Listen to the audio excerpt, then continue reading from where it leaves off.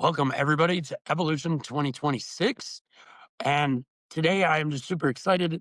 Well, we've been doing the meet and greets, and Tim is one of the guests that jumped on the meet and greets. If you haven't done those yet and you're watching the recording, DM me because they're amazing. The minute that we did those with Tim, I felt an energy. He connected with me. He said things. I was writing notes on the fly, and I thought about that 15 minutes for a good hour afterwards. And inside, I said, you know what? I can't wait until we get 90. And here we are. Without further ado, Evergreen Foundations and Evolution 2026 welcomes Tim at Atyeo. At AO, Atyeo. sorry. Atyeo. I said it wrong 3 times. How are you, Tim? That's no problem. Very well, thank you, and thank you for having this opportunity to speak to you all, and hopefully share some knowledge, some tools and techniques, and give you a better understanding of what I do, and hopefully take something away. And I wanted to start with that. There's a saying that I'm not an expert and I don't know everything, but what I do know is based by science, neuroscience, is backed by science, and that there are no absolutes in communication, body language, behaviors, no behavior for deception. So what I do, my job is to look for stress indicators within somebody. And that what I can hopefully do is ask you to ask yourself some questions. This isn't just about tools and reading other people. This is about how we are as people and how we can start to shed away the most fundamental things that we carry around with us. And what I want you to do is to not question what I can learn, but what am I ready to remember? Because we all go through a fundamental structure of school and education. And what I want you to do is just what remembers this personal centered, and what might work for one person might not work for another person. And it's about how you do your learning and getting the best out of this. And when I say there's no behavior for deception, people do lie and they give off indications. And what I do, I train people to read that stress, because like machines that test for lying is just a stress indicator. It's looking for stress within the person. That's sweating, certain movements of the mouth and the eyes, they start to notice them. The biggest thing, one of the biggest things, hopefully there's loads of things I'm going to show you and tell you, is that we look at is what I call the 5 C's, and that is the change. So a baseline. So when you're speaking to somebody, so I've got so many things going on. There's so many things I want to talk and get. I might go backwards and forwards and come backwards and forwards of what I say, but I wanted to get these points out. We look for the 5 C's, which is change. So we have a baseline behavior of somebody when we speak to them, when we sit in front of them, when we listen to them, the tone of voice, the way they're sitting. What is somebody's normal baseline? You'll understand. And what you do, you start to look for change. When something changes, what happened at that moment? That person changed from their baseline. And then we ask for you for context. What was happening at the time? Not just with what was saying, what was going on around them. It could be a noise, people with PTSD. And that a noise will go off in the background, and that will set off their PTSD. So you think of the context, the environment, as well as what's going on around the person, and also what they're saying to you. And then we look at clusters of behaviors, because one behavior is just a behavior. It doesn't mean anything. I can just do a shoulder shrug, and that doesn't mean nothing to you. But if I start doing a shoulder shrug, it's my nose and it's in the back of my head. There's 3 clusters there. There's 3 indications that my body's not saying. My body is telling you that my body doesn't believe the words that I am saying. Does that make sense? Yeah. So, our bodies your body will defy you. Your body doesn't understand between truth and reality and lying. Sorry. And your body will give that off. You can't have a thought without giving off a physical response to that. So everything you're thinking, you're expressing to the rest of the world. And it's for us to see that and read that and understand that. And so we look for culture, so it's change baseline. You look at the change for somebody, you're looking at the context, and then you look at the clusters and you look at culture. Some obviously cultures are different. I can stick my thumb up in this country and that's a good thing. If I go to other parts of Eastern Asia and Dubai and places sticking my thumb is not necessarily in certain parts a good thing. So you have to take into context, again, culture, and always think of context and always think of clusters. And then we go back through the chess list. What was changed from the baseline? When did it happen? What was the context? How many clusters? And what was the culture? What was the environment, and so forth and so on. So that's just a couple of things. that I wanted to quickly go over is just the 5 C's. Always remember those. Is the context really is the most important, and clusters, and what was the change and what happened at the change. And then I want you to be able to start to see people. I spoke about this before. It's called the 4 lenses. We look at people as broken. We look at people as difficult. We look at people as facts, and we look at people as reasons. Someone, when you see a behavior, you automatically, they're broken.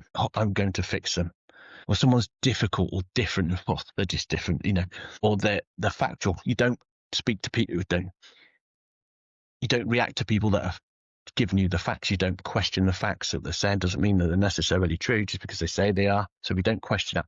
And what we want you to start to do is to start to look at people as reasons, as a reason for the behavior. And I'll show you a few slides in a minute. Is that we start to look at what is the function of that behavior. What made them do that?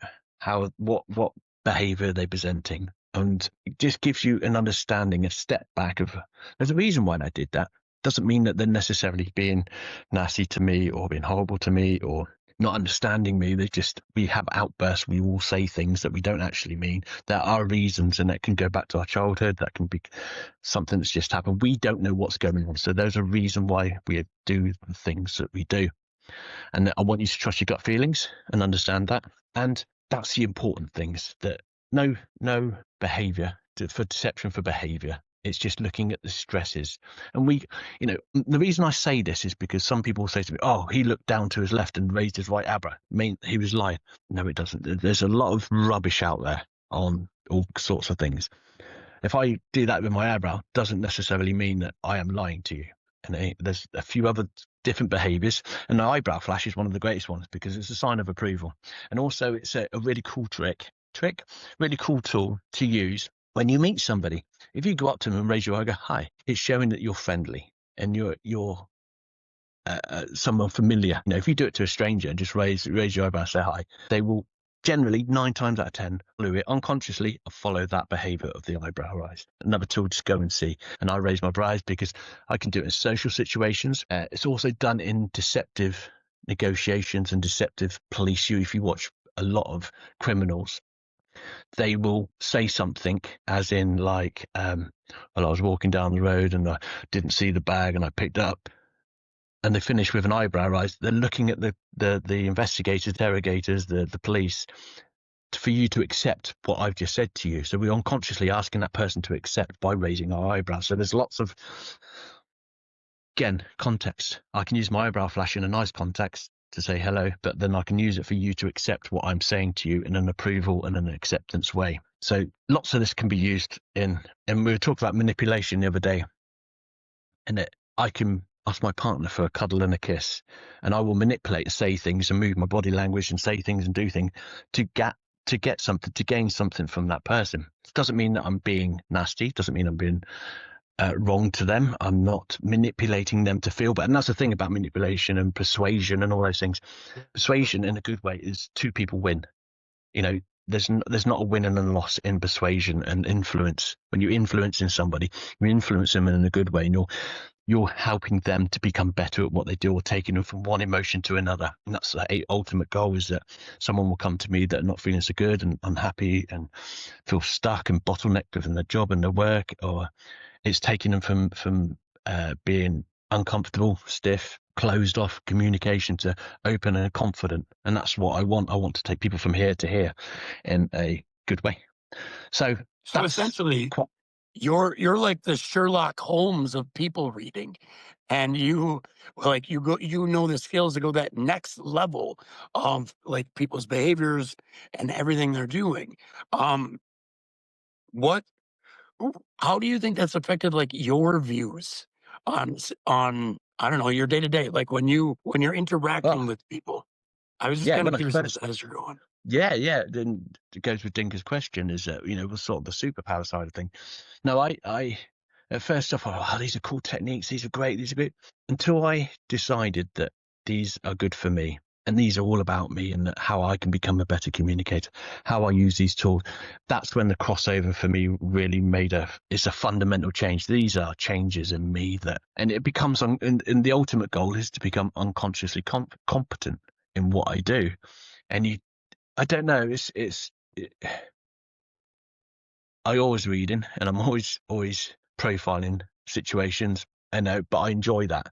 So yeah, it's a hard question. How's it changed me? I don't think it's changed me. How's it improved me? It's improved what I say and what I do and how I behave, and that I want the best out of myself. As I don't always get things right. Like I say, I'm not an expert and I don't know everything, and I will get things wrong and I will say things wrong and get angry, get unhappy, get sad. You know, this isn't the tool for, yes, as they sound amazing and they do really great work, and you know, but we're still human beings. At the end of the day, we don't get things always right, and we always, you know, so it's always trying to do improvements. And I like to think that I'm a better person for it. People can understand me and clear. And my main aim is to help people, and that's what. And it has helped me to feel better and to do better. I have my own problems and issues with my own mind loops and the way I do things, you know, and these tools help me to be productive with what I've got. And this is why I was saying about being personal centered, is that what you're trying to do is to get people to be better, but you need to do that yourself as well, because you can't, you know, like I say, you need to be congruent in what you do. And having authority is the real true what scale or judgment, or to really know that you're being authoritative or you're a good person, is record yourself when there's no one around, because that's who you truly are. You know, if I'm driving down the road and I've thrown my rubbish out the car window, but then I'm scolding someone for doing it, those leak out. Those things leak out. And this leads on to a quick little tool that you can do, you know, to become more authoritative and more congruent in what you do. Because what happens is what's going on at home and in your life will leak out in a conversation, will leak out. It leaks out of you. You know, you could be the most confident, smartly dressed, well, you know, shaven beard, you know, all dressed up, nice looking, smart, feeling confident. And 2 conversations down, someone speaks about tax returns, and you know you haven't done your tax return. Automatically, your body comes over, you shrug, you're annoyed, you get annoyed because you've heard that 2 conversations down. Because at home, you know you haven't done yours. We release this information, we relax, release this information for everybody to know and to do. And people, your unconscious picks up on this, your gut feeling, as they say. So a tool that I use is that I look at my environment. I try to keep my desk tidy. I try to keep my home tidy. I try to do the washing, washing up all, you know, I try to keep my environment and my work environment and my home as clean and tidy as I possibly can. And then I look at my timing. I keep on time. I do my Google Calendar every Sunday, and I write every hour by hour from Monday to Sunday. Every Sunday I sit down, 20 minutes, I'm doing from 6 o'clock in the morning to 7 o'clock at night, an hour by hour. So I look at my time, be on time, be respectful of time, use time wisely, because when you put it down on paper, it sort of makes you accountable. And 2, that you don't waste time. When I put something down, I know I haven't got time for anything else. I know it's value to me and it's going to work. And then I look at my appearance. I try to have a haircut. I try to keep myself, from my beard, clean clothes. I try to keep my appearance good and look after. And that's not just about how I look, it's about how I eat, that I sleep well as well. And then I look at my social life, my social skills. What am I reading? What am I watching? What am I letting coming in? News. I scan the news, see what's going on in the world, but I don't listen to it and I don't watch it particularly, because there's a lot of nonsense and has its own, that's a whole different story of news and psyops and all those kinds of things. We could get on another call someday, just me and you. Yeah, that's a whole new, it's a whole new story. But I try to limit on what comes in and limit what's been understood and fed into me. And then my social, the first 5 people around me are the people that have the most influence over me, good or bad. So you look at the first 5, the closest 5 people you have to, and they're the ones that matter or don't matter. And that's part of it. And then we look at finances. You know, we try to be on top of our finance, be on top of your finance, be helpful with your finances. And if you need help, don't be ashamed to go and find help. So we look at our environment, we look at our timing, we look at our appearance, we look at our social, and we look at our finances. And those, if you can fundamentally look after those things, it will help you to be congruent. It will help you to be more relaxed and be more comfortable and composed, because best as you're trying, things are getting there or at a level that you're comfortable with. And you're always working. Listen, there's always a laundry basket full. There's always washing up to be done. There's always things to be done. But you do your best to be consciously aware that you're trying to do these things. And because you might feel really bad about not returning your tax forms, but you're being confident. So there's a mismatch.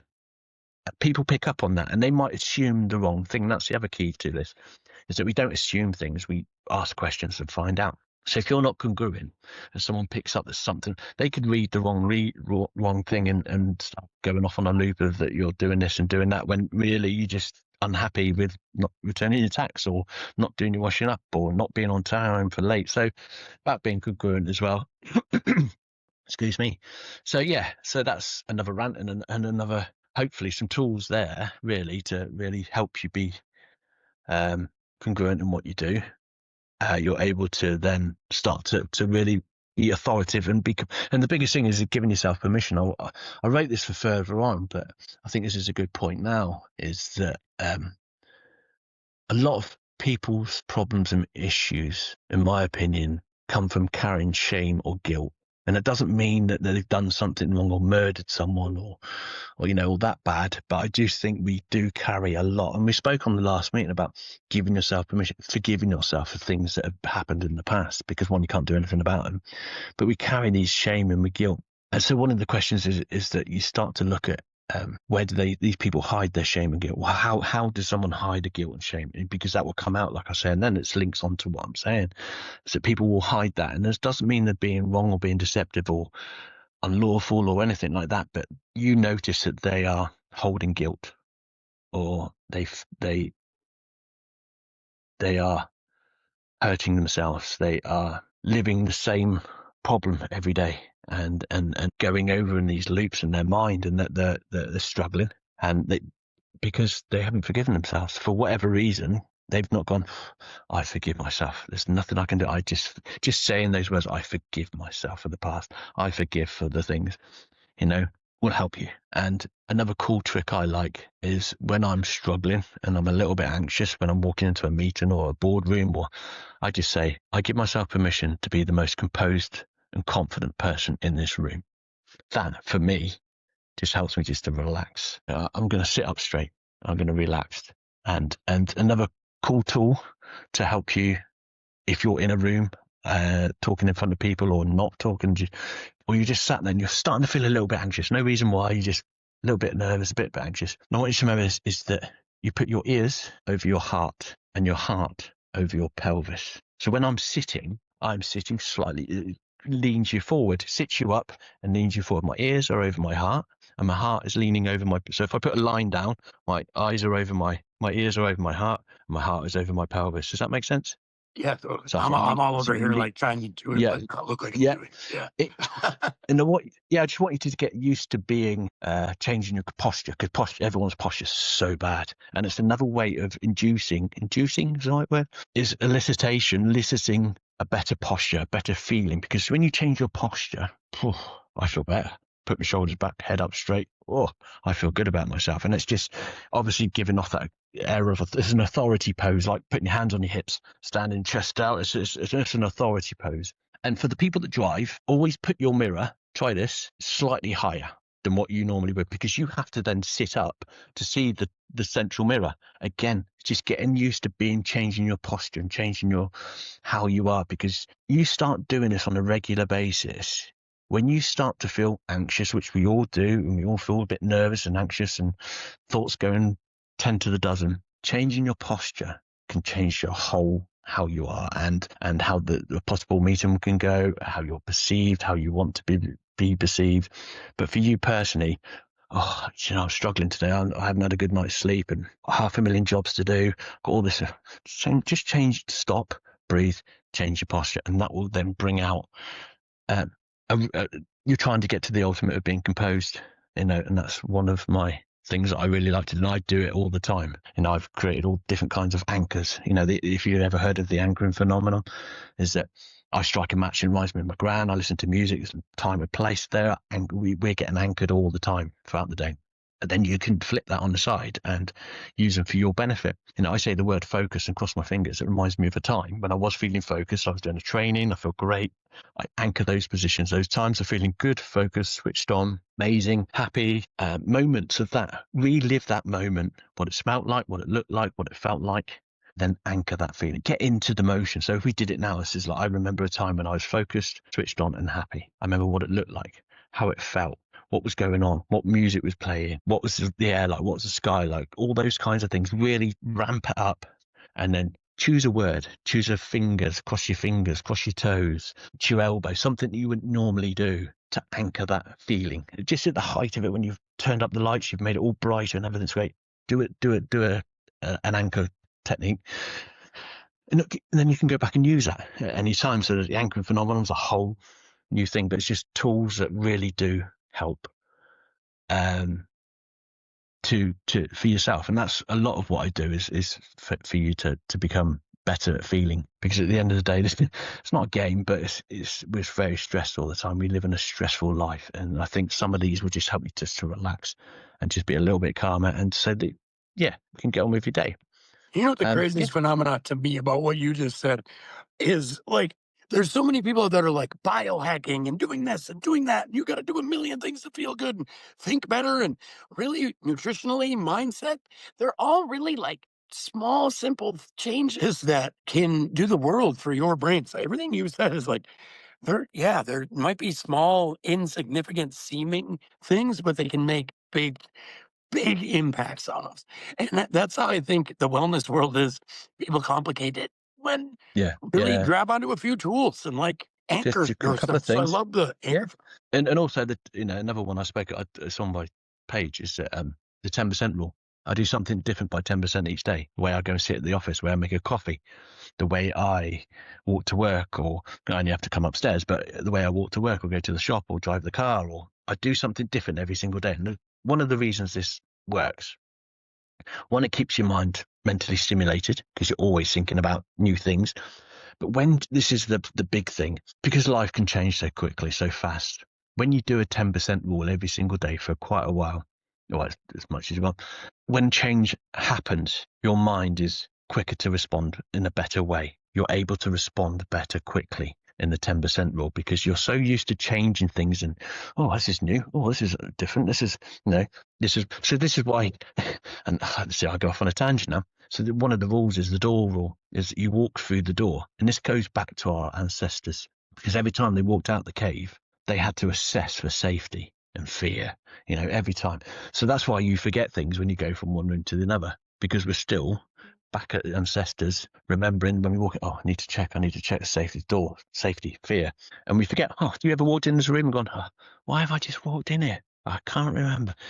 The phenomenon is the door, the open door. And this does go back to ancestry. And this is where also linking to how understanding fear and going back to what our ancestors are giving us is that focus, whether it's a threat or whether it's, we should listen to this. We should listen to our gut thing. We should listen to our consciousness, because that's the saying I love is that our unconscious mind knows more than us. And it's true, because our conscious mind is picking up. Our conscious mind is so limited. It's where the magic number 7 comes in. It's like 7 plus 2 minus 2. You get 7 bits of information, and if you're really good, you're plus 2, and if you're not, you're 5.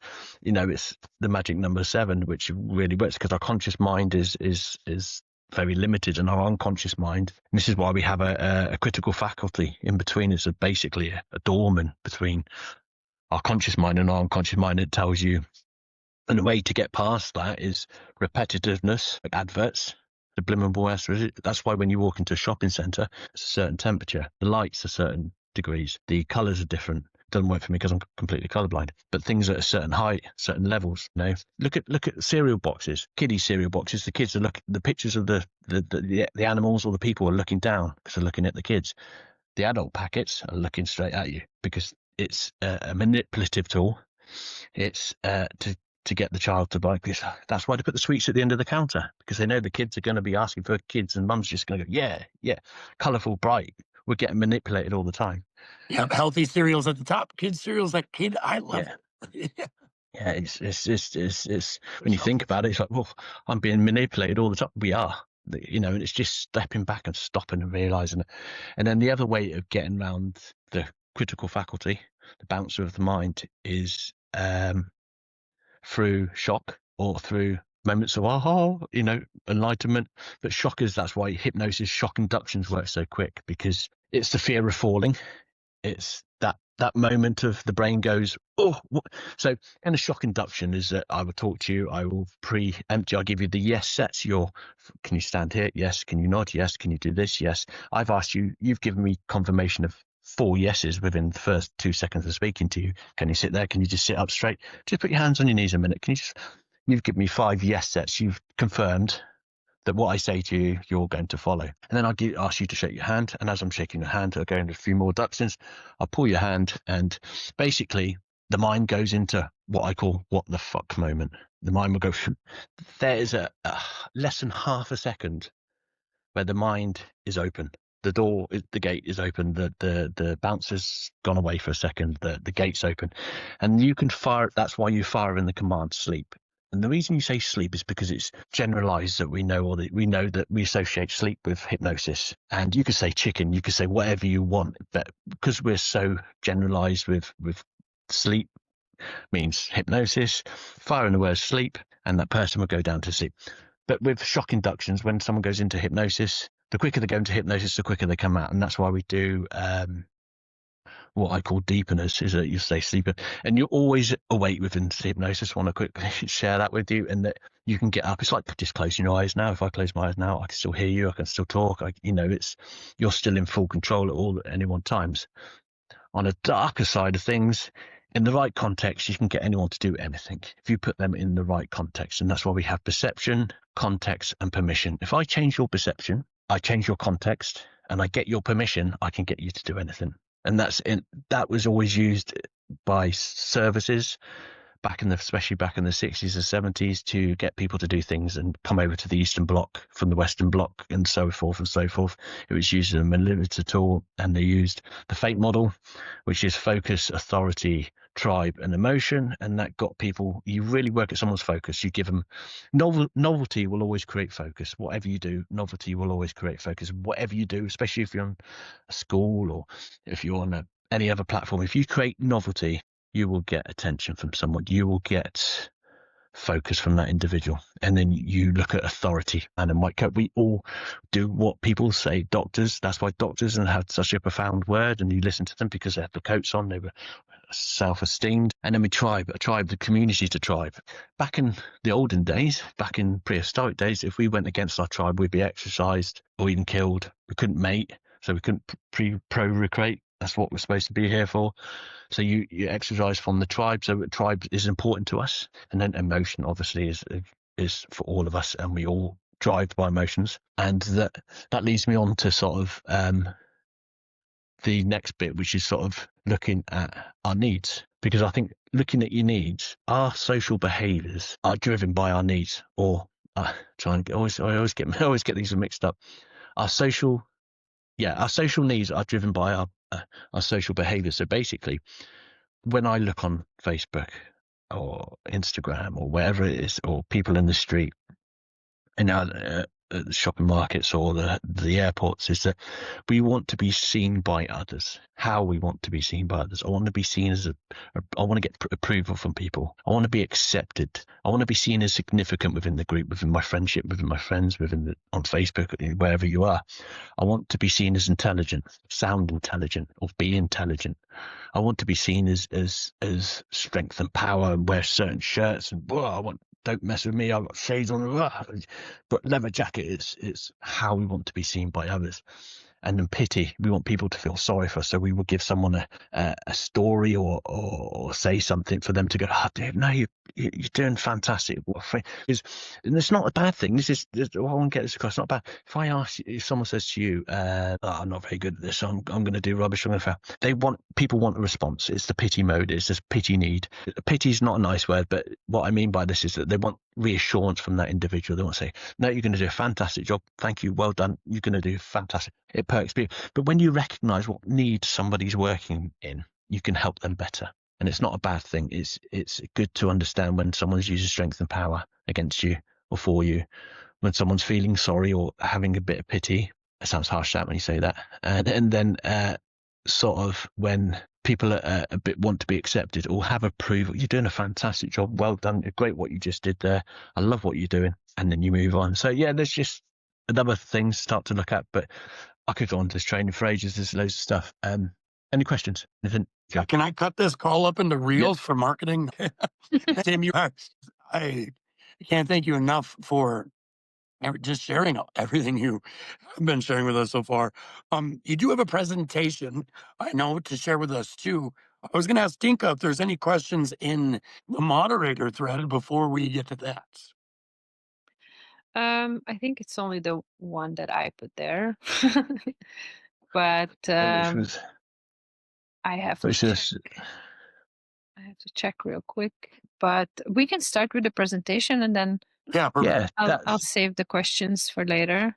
Okay, so the reason I've done this presentation, so I was going to do a full presentation, different slides, different things. So what else I used to do was work with people that are nonverbal in the autism world. And a lot of this presentation is about what I just spoke about and a bit more.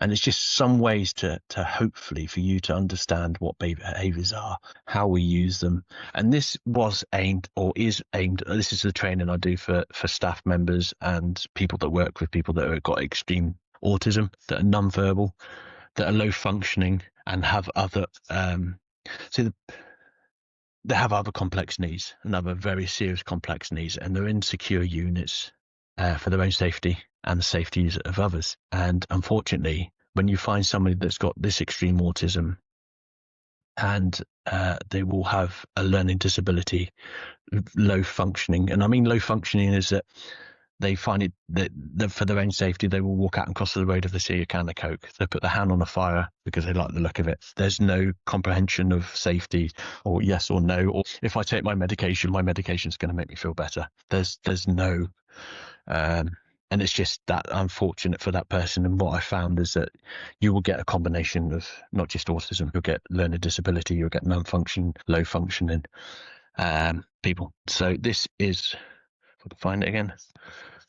So I'm just press the wrong button. That really resonates with me. My daughter is high functioning autism, and so I'm really looking forward to learning a lot in this realm about maybe how it resonates with me, how I can kind of make some changes in how I communicate with her.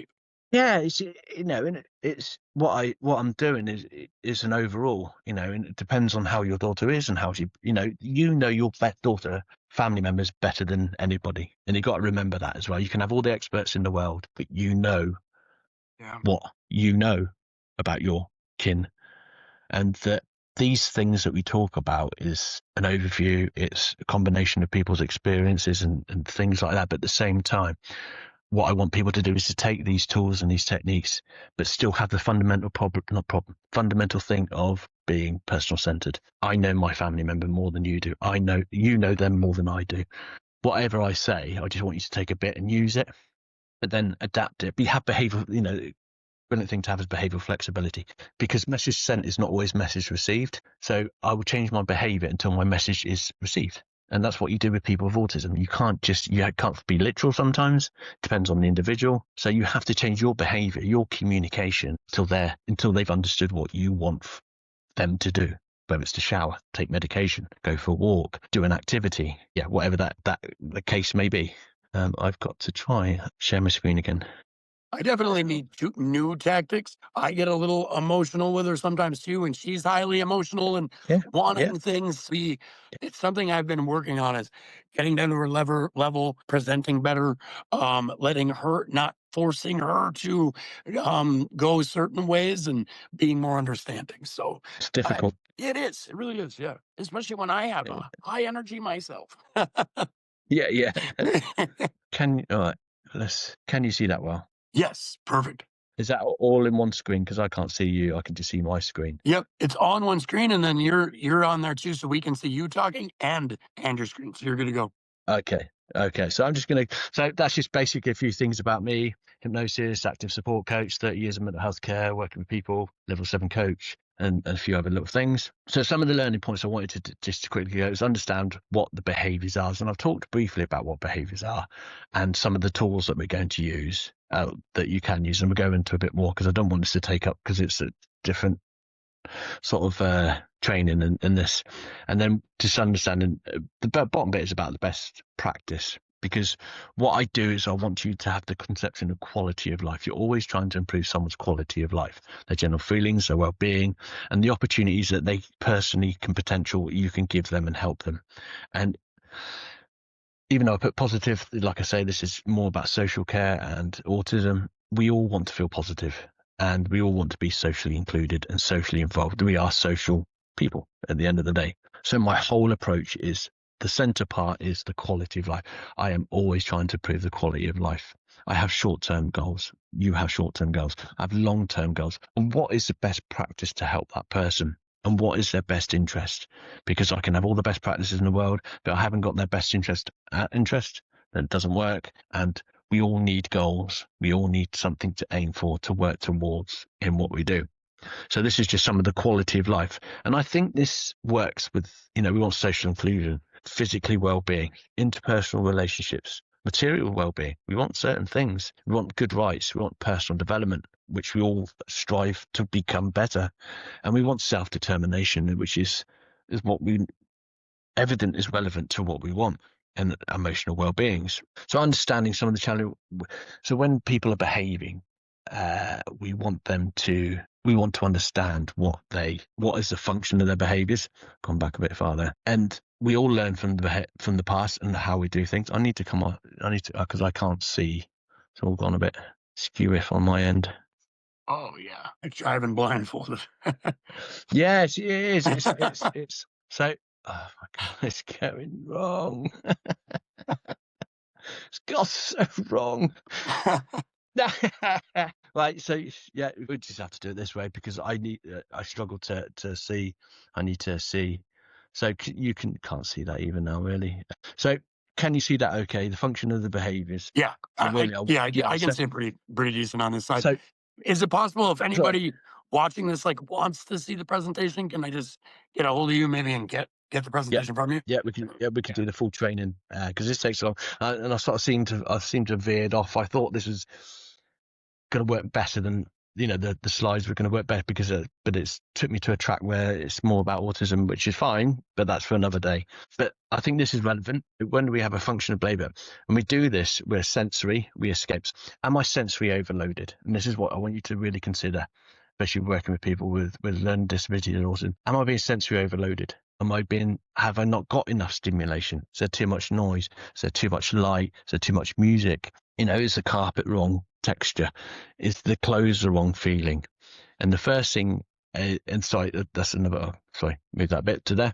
And then we look for escape. Someone's always trying to escape a situation, especially when they are, and I don't know, my terminology is going to be different to everyone, when they're kicking off, when they're acting out, when they're stressed, when they're having a meltdown, whatever terminology you want to use. I'm not being discriminative. That's just some of the things that happen. And they're trying to escape the situation. Are they trying to escape the activity?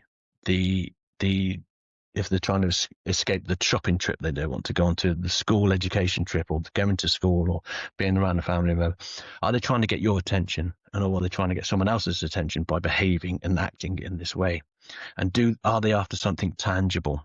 A tangible item, a tangible activity, that could include a person. So when everyone's, even ourselves, are sensory overloaded, I understand we react differently. We won't kick off, but we can be aggressive, we can be grumpy, we can be sad, we can be not so happy because we're sensory overloaded, or we're not stimulated enough. So we're lethargic, we're tired, we're not responding in the best way. Want to get away from the situation. Too much noise, too much. I need to get out of here. I need to go away. And sometimes changing your environment will change your concept and your perception and how you feel and how you are, by changing so it works for this way as well. And attention. Am I trying to get my own attention? Am I trying to be attentive? Am I trying to get someone else's attention? And a tangible thing can be just a pen, using a pen.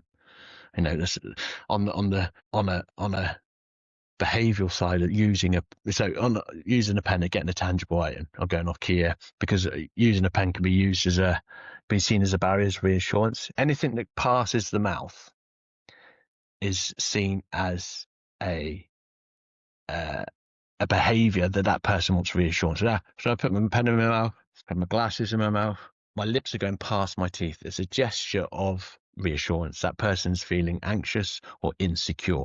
And that's your cue to go, you okay? Do you want to explain that? I can say an expression and say that, oh, that meeting was really good. I had a fantastic meeting. Bite my lips. Yeah, great meeting. A little bit, yeah. I'm showing to you that I'm not quite feeling secure and I'm a little bit anxious about what's just happened. So there's a tangible bit. And there are many reasons why we behave the way we do, and it's physical, cognitive, psychological, and environmental. We could be struggling with our mental health. So we forget about the challenging behaviors that we behave because we're struggling with our physical health as well as our psychological health, and that we are cognitive, not quite at our best, and environments can cause bigger problems. And then that's just looking at some of our behaviors. And so are you, again, going back to see, you're looking at sensory, escape. I've forgotten the words myself now. So attention and tangible. And then I just want to look at this one. This is what we all do. I need a bigger picture of this. I pressed the wrong button.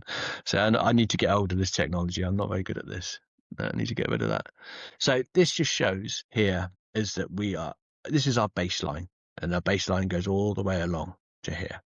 But if something happens, someone says something, someone does something, and an external, let's give me something else to think about. As the external, we will automatically, stress levels will go straight up.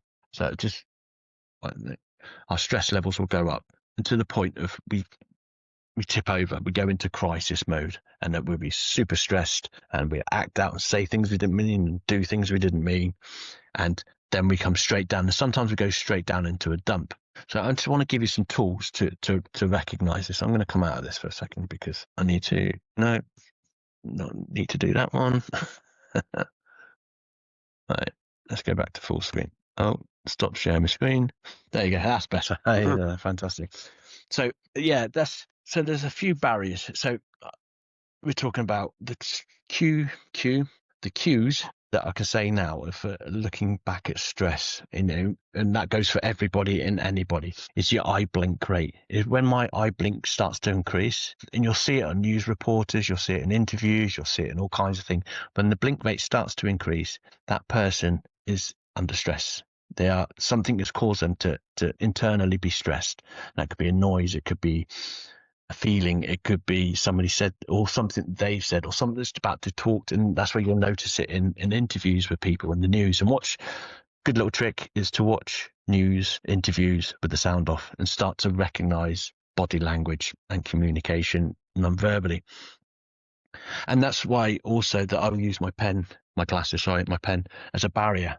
So between you and me, I've got a barrier. That's my barrier between me and you. That's safeguarding me. That's how I'm feeling insecure. So I just want to have something in between me and you. Even if it's just my hands. It's just a way to recognize that someone's not feeling at the best, feeling a little bit secure, not at the best. And they want to have a bit of safety between you and them. And you can have your phone.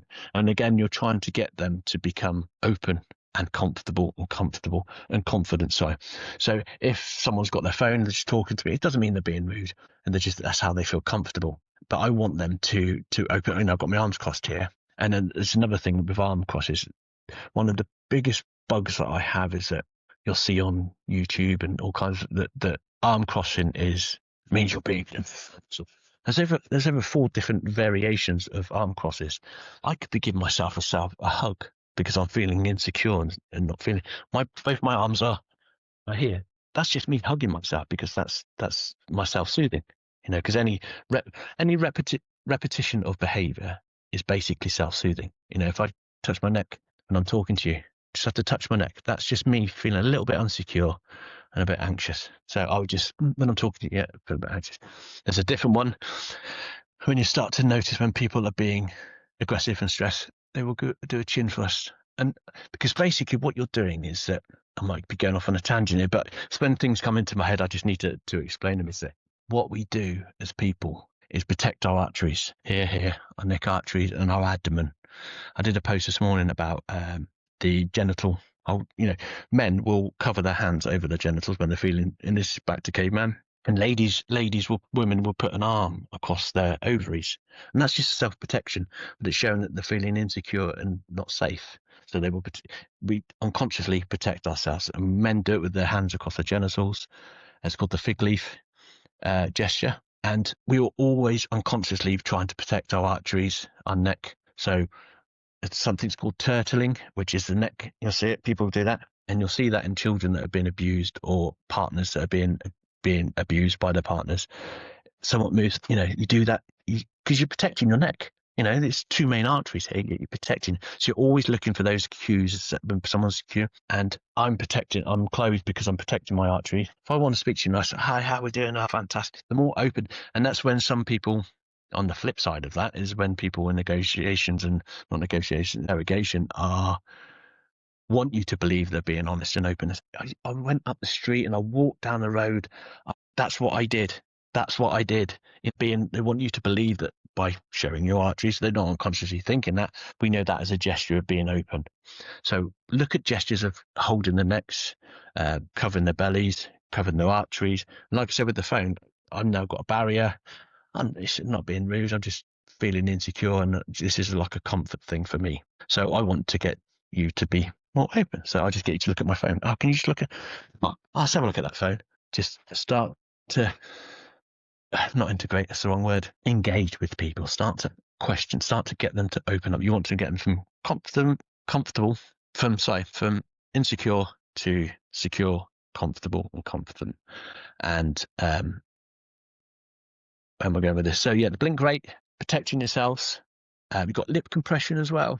Someone might say to you that, because we're looking at the face for percentage of the time that we're in communication with anybody, and they might say, oh, how was your day at work? Oh, it's fantastic. I'm not put my teeth out.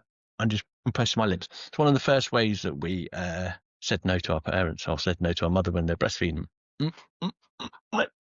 When you feed a kid a spoon of food, it's the first way we said no. That's withholding thought, withholding an expression. That's the expression. Withholding comment, withholding. No, really, it's a shit day and it's a shit job, and I can hate it. Instead of being up, you stop yourself. But I can do this with one finger because I'm stopping myself, because I am being respectful to you and I want to listen to what you have to say. So I have to stop myself from talking. That's just a gesture. So remember context of body language, context, what's going on at the time, clusters, checklists, which is you're seeing the change in the behaviors, the clusters, which is more than one behavior, 2 or 3. And I have a whole, if I can quickly share this with you. Can I quickly ask a question while Yep. you're looking for that thing? Is this something that can, or for you, maybe it does become intuitive after a while? So you have a pool of things that you... Oh my God, yeah. With it, yeah. Easy. Yeah, within days. When you start to, so I can take you from no knowledge, no experience, within less than 6 weeks, fully operational, that you'll fully understand all this.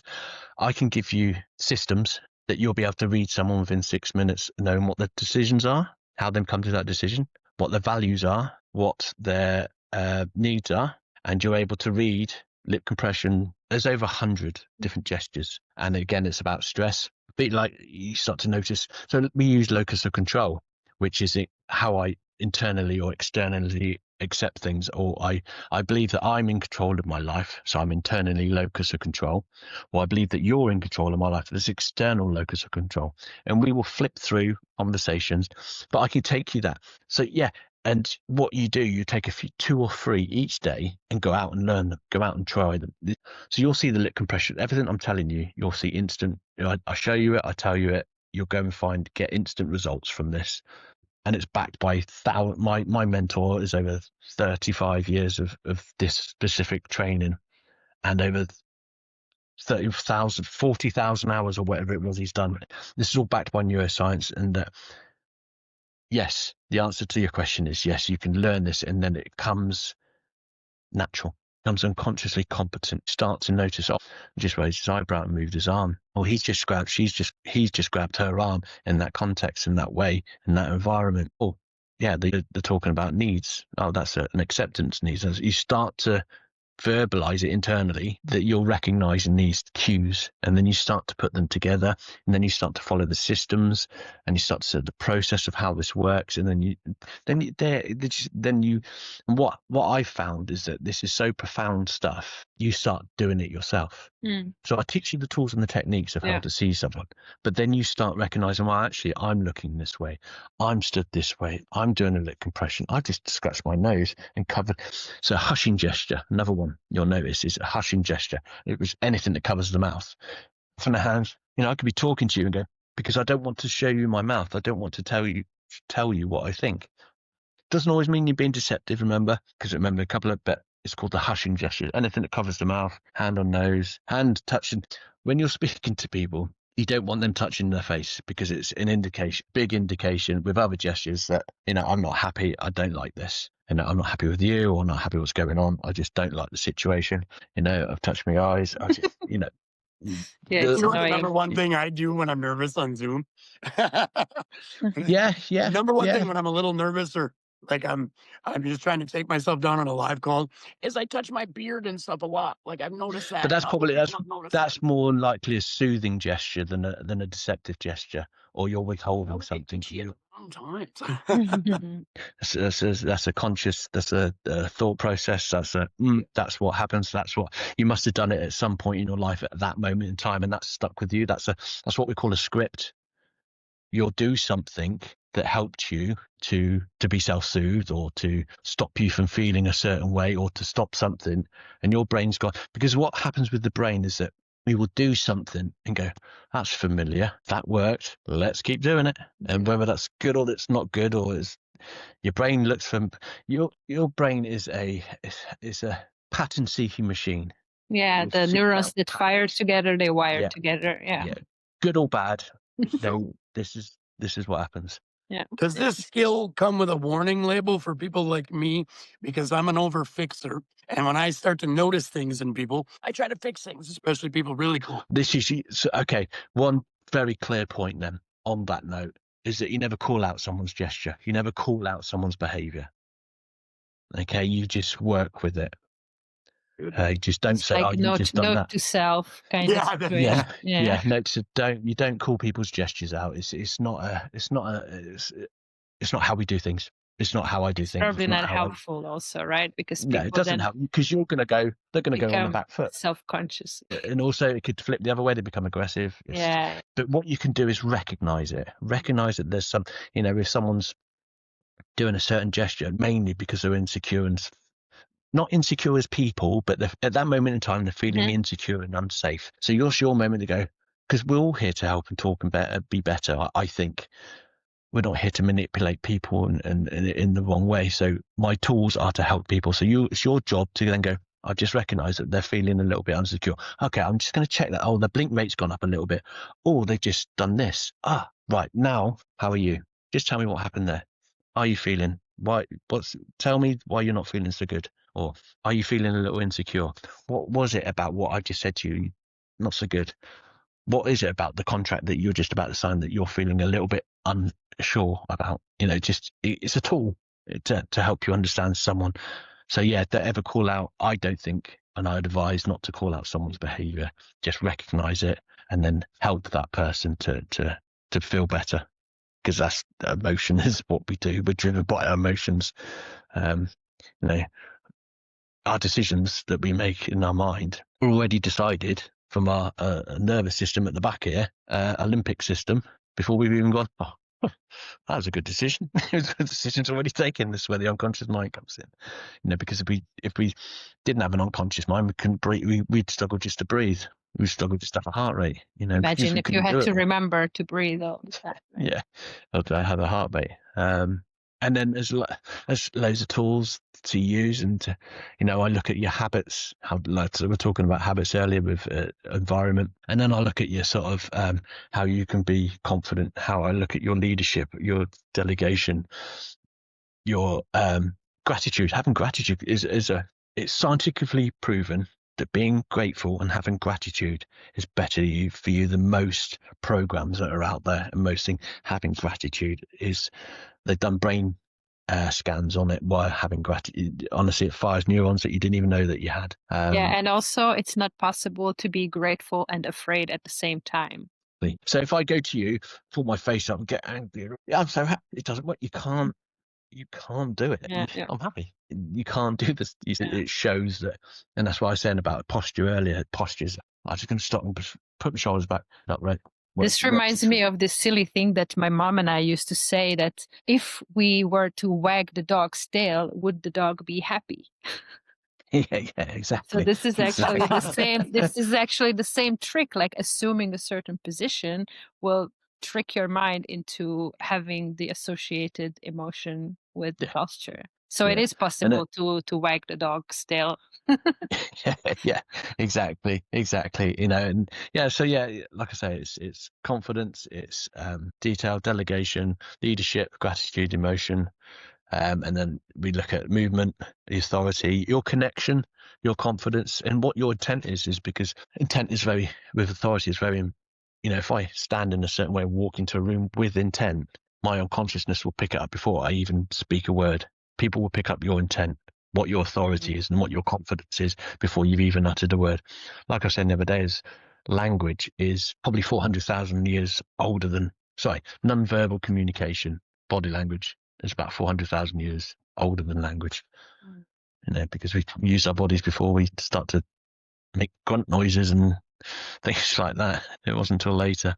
But I could go on and on. So I don't know how people. There's a question from Mark, and maybe you can ask it, Mark. I think we are just the four of us, so let's make this a conversation. I think it's becoming tradition that Mark goes on camera and asks some questions. Mark has been participating in most of the calls. Hey, Tim. Hi, how are we doing? Hi, how are you doing? Nice to hear a fellow Brit for once, which is great. Although I've been away for a very, very long time. There's a couple of questions really that I have, and I've posted them on the thread. Okay. The first one was just, to say, hey, I'm loving the positivity and your clear understanding of the complexity of emotions and behaviors. My question was, how do you see yourself and realize you are you? Oh, that's a deep one. How do I realize that I am me and you are you? That's a tough one because I change all the time. I didn't mean it to be tough. No, thank you for the question. I appreciate it. But sometimes we can get lost in what we see in others, right? Yeah. We can get lost in emotion. When I spoke at the beginning, is that when I learned this, I was, that's a technique you can use on that. I can talk, and I've seen it as an educational, a college degree kind of thought process, instead of like, actually, fundamentally, this is for me to be composed. I like to think myself as composed and relaxed, and that I have behavioral flexibility, and I'm good. I'm nice to myself. I never used to be, but I'm not. Fundamentally, I'm nice to myself now. So I don't know if that answers your question or not, or that's just how I feel. No, it's good. It's a truthful response, which is great. That's it. And you're raising your eyebrows at the same time. I want approval for this. I want approval for this. Put those glasses down. Stop touching your nose. Yeah, I'm a good observer. Yeah, good. I'm glad because this is what it's about, is that these things are out there, and it's just hopefully I'm hoping that people get something from this, because like I say, the stuff's out here. I just don't want people to get it wrong. I don't want people just to go out and go, oh, this means this, because it means more than that. And I'm hoping that people will go, my biggest thing is that people relax on themselves, give themselves permission and forgive themselves for whatever, good or bad or not, just go, and enjoy the game, because we're not here for long. So I don't want to sound doom and gloom. I don't. Try to enjoy every moment we've got, I suppose, and if I can help and give the tools to do that, and there's so much I want to talk about. I could literally do a 12-hour talk on this. I really could, and that's why I do what I do and try to provide that in the community that I have, is provide that. You're a kindred spirit. Thank you. Thank you very much. No, Well, thank you for coming and thank you for asking a very deep question. I'm going to have to go away and think about that. You want me to share the second question at the same time? Yes. Yeah, please do. Dinka, Brandon, is that okay with you guys? Yeah, of course. We're all just chatting here. Okay, so my second question was, when you come across someone who has zero empathy and they ask you a question like, how are you? But they immediately turn away when you start to answer. How do you respond in that instance? I pause. I withhold my question, my answer. Because as soon as you answer anybody with any question, so anybody that asks you a question in any context, good or bad, manipulative or empathy, no empathy, as soon as you answer, you're accepting their frame. Does that make sense? Yeah, You're accepting their frame of questioning. So I always pause, and people don't like pause. People they don't like like it. So pause, yeah. they will, he's either worked me out or, what do I do now? That's when you have the say, and I accept. I either give you the answer or I don't give you the answer. But yeah, if they say, "Oh, how are you?" Not really interested. So wait for a second. Yeah, I'm doing fine, thanks. And then repeat the question back to them. And it's the same with narcissists. There's a calm effect. You give someone a compliment, give a narcissist a compliment. They love to be complimented.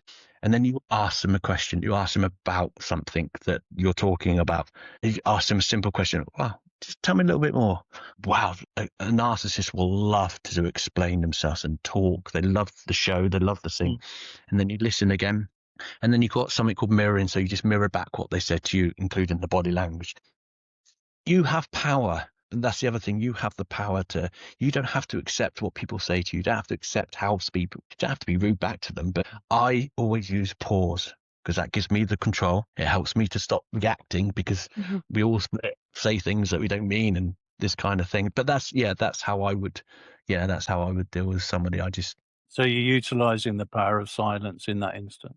It is, and it helps you to think how to think. That makes sense. To how to respond. But also, if someone has no empathy, they don't care about the answer. But what they don't like is being judged. So that silence is judging. Oh, actually, should I have asked that? Or it puts empathy into them.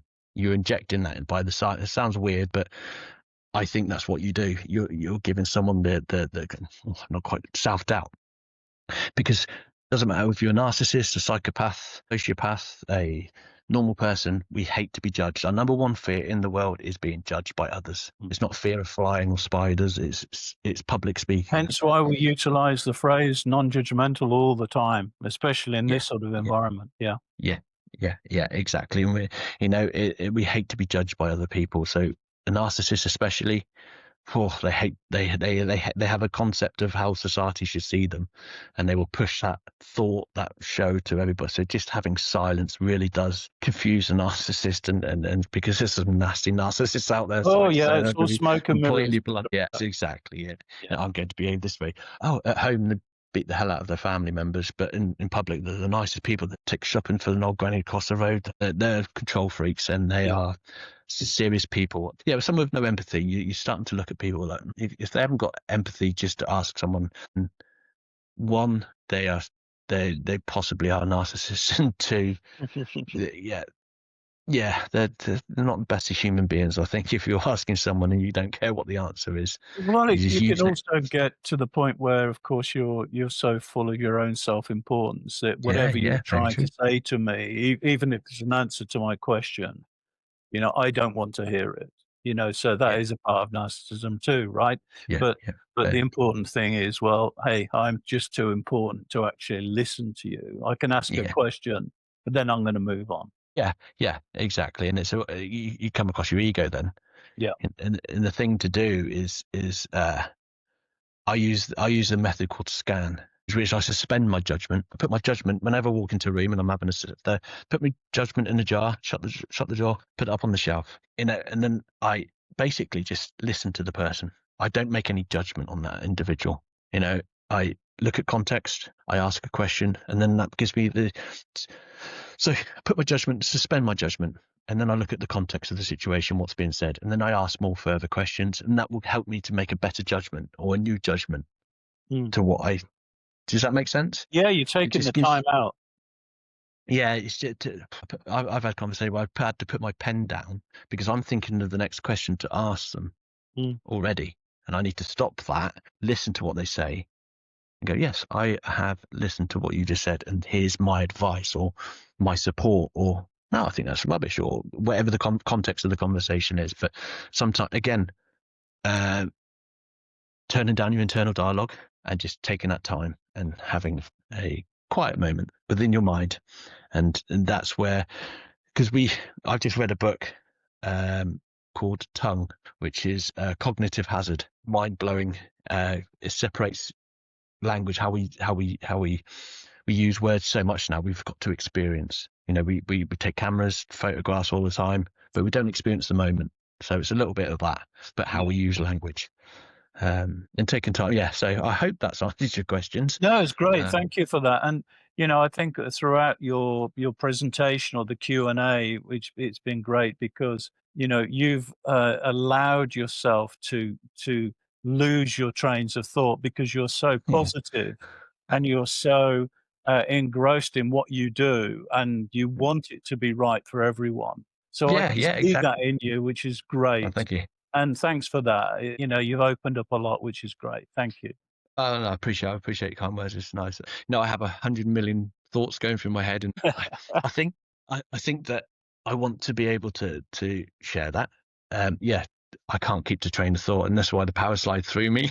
I'd be interested to see your presentation materials. Yeah, so I would go into executive part of my brain and ask my autism training to get in. That's another tool, to use, is that whenever you're doing a meeting or a conversation, ask your executive part of the brain, what part of my ego, my body, my personality do I need to do this job?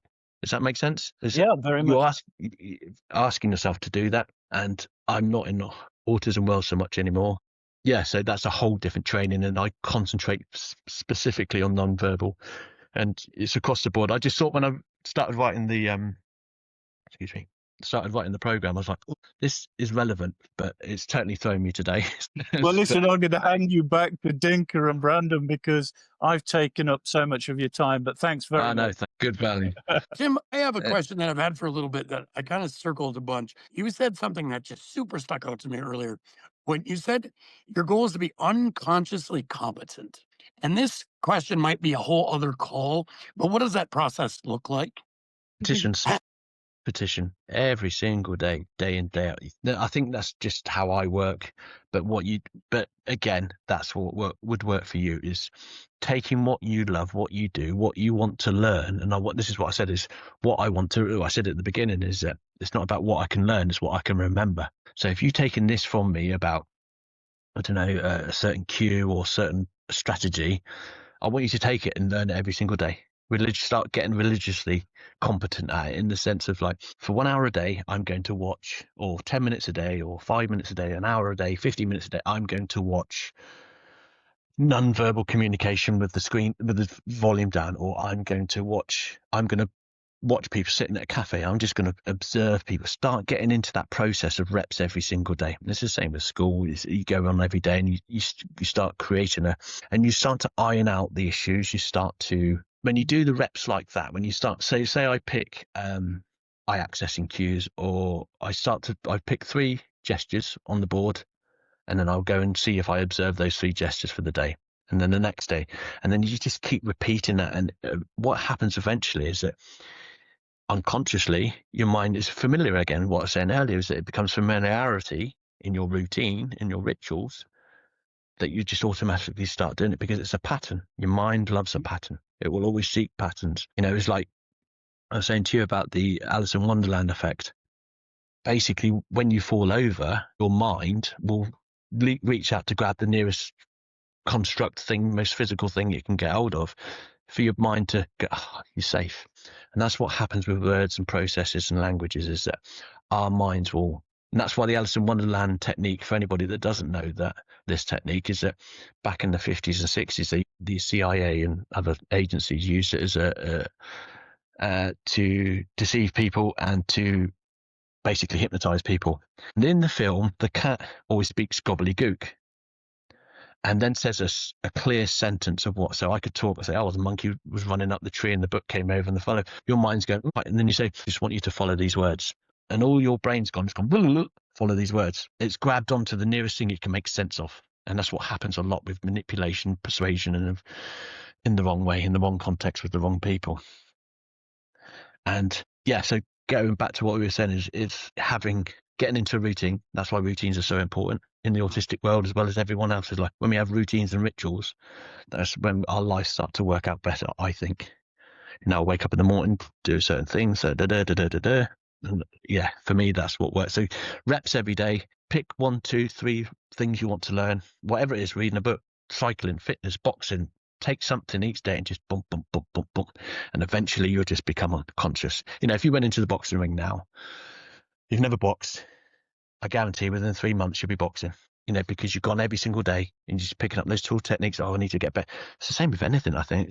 For me to become unconsciously competent is to get the reps in and just keep going and ask questions and check in with someone. That's a good thing to do, because you can go off on a certain tangent and think, so okay, I just need to do this. I need to look. So always check in with someone, himself or anybody or whatever you're doing or whoever you're with. It's always good to have a mentor yourself. I think it's quite important. And because we're always learning. I don't think if a coach says to you, I haven't got a coach, I know everything. Not everybody knows everything. And that's my view. That's my personal view. Not even the point, I think. Everybody needs a coach. Everybody's learning, working towards something. 99.9% of people are working for the better, to be better and to work and help people. Something real quick for a second. These guys don't even know this about me. I'm a certified master coach as well, have been for a very, very long time, and in behaviors and all those things. But one thing I remember, I was in China. Well, I was in China for 20 years, and I was coaching the COO of a Fortune top 20 company. And he took me around various cities and introduced me, of course, to his teams of leaders within the country in the different places as his coach. And one of the senior leaders said, but sir, why have you got a coach? And his answer was exactly that. I learn something from him every day, and he learns something from me every day. And that's what you guys need to do. And it was a very valuable, very short thing that he said, that he shared with them. And I'm sure they learned a lot from that. Yeah, that's absolutely spot on. And that's my view as well, is that we're always, if someone says, I don't need a coach, I don't have a coach, I am the top coach. None of us are experts, I don't think. That's just my own personal view. I think we're always learning. And the best advice, one of the, like you said, is having a coach, and because I will learn things off you. And that's where we come to, that's why we're social and we communicate, is because I was like, oh my God, I didn't see it that way. Oh my God, that makes perfect sense, because I'm blinkered or I'm in a certain thought process. Yeah, no, I totally agree with you, and I think that's spot on. And I'd love to learn more about what you were working over in China. Another day, huh? Another day. Your call is coming soon, Mark. Mark's call is coming soon.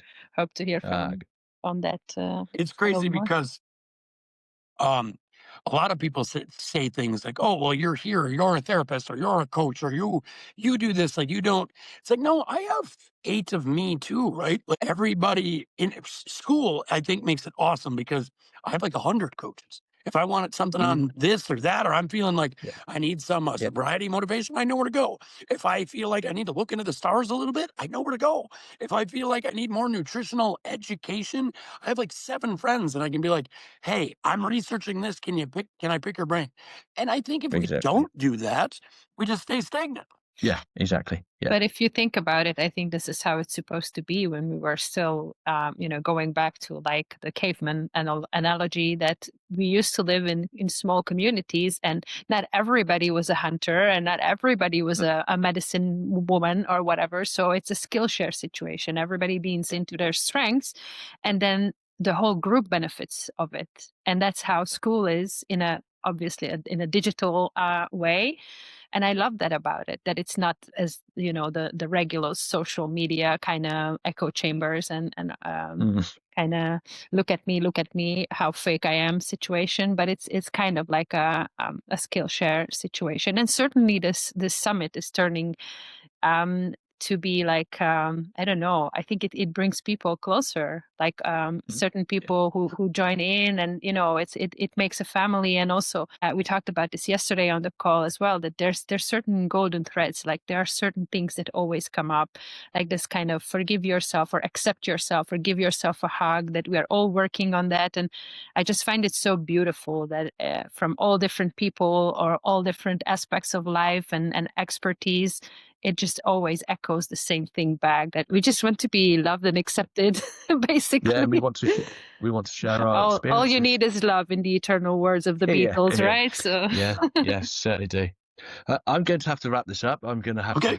Yeah, we still have two things quickly. So one is the card that I drew for you, and it's always so spot on. So this one says, shapeshifter, transform and unveil your gifts. I think it's very, very fitting.